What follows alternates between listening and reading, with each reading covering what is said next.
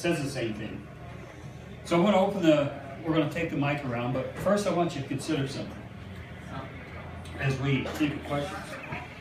This is how Islam formed the thinking of our founding fathers. You got a good view of that. I'm going to ask you a question. From the 1,000+ years of Islam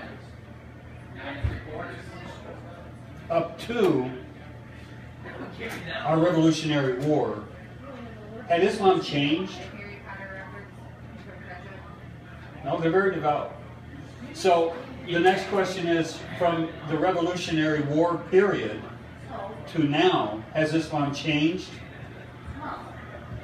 No, they're very devout.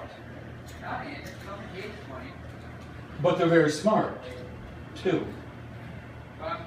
So I say, or the third question may be, is there a Trojan horse? I bet France is asking that question right now.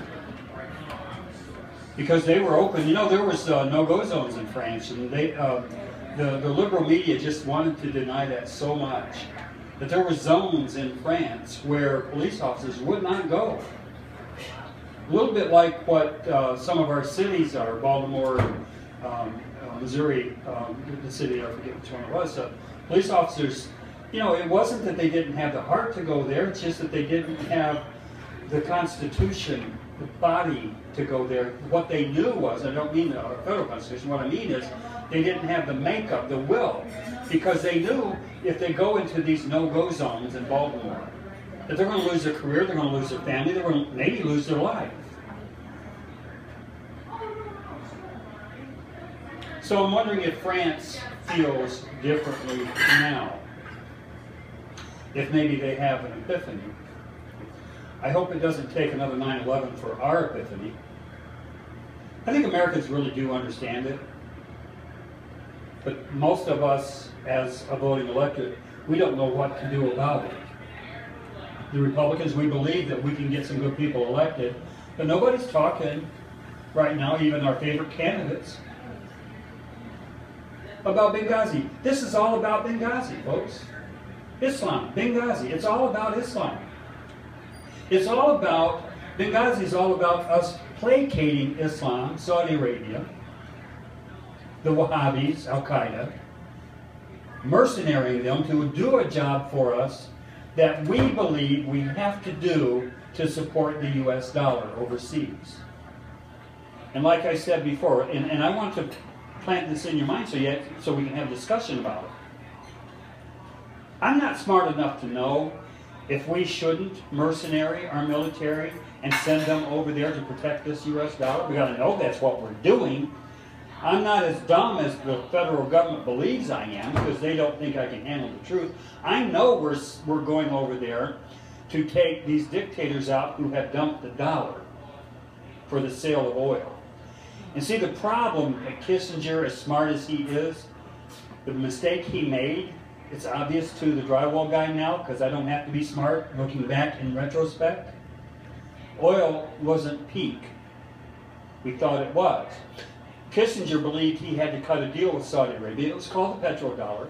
And I think this is the convoluted policy that we have in the Middle East right now, folks. And I think it's the most important thing we can be talking about. Because it is the lives and the welfare of the Johnnies who come marching home. Because if we send them in silence, not requiring government to tell us the truth about why they're going, and again, I'm not sure that I'm against going. I know I'm against not being told why we're going. I know I'm against being told it was because of weapons of mass destruction. And it wasn't the reason that we went, because we knew he had them.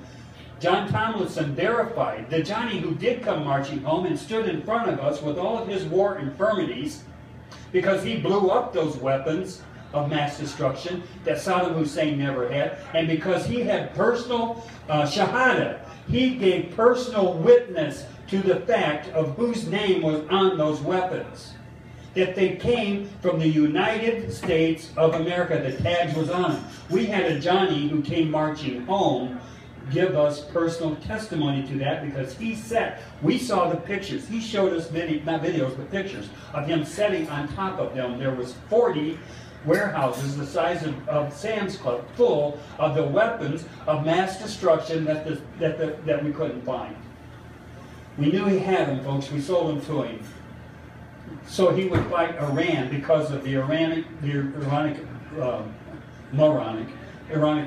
revolution. And it wasn't moronic, by the way. It was their faith. They were willing to die for their faith. And they were willing to kill for their faith. They took our hostages, and we backed Saddam Hussein to go in after Ayatollah Khomeini with weapons of mass destruction. We knew he had them. It wasn't the reason we went into Iraq. The reason was Saddam Hussein dumped the dollar for the sale of oil. And so we went in and made Iraq sell oil. We took him out. We did it in Libya with Gaddafi, and we want to do it in Syria. I'm not making a determination that it doesn't need to be done. I just don't know. But I don't want to be lied to about this. I don't want Hillary Clinton creating with emails a conspiracy of coalition of people who are supporting the death of 4 Americans in Benghazi and then lying about it. I don't want that. I want to be told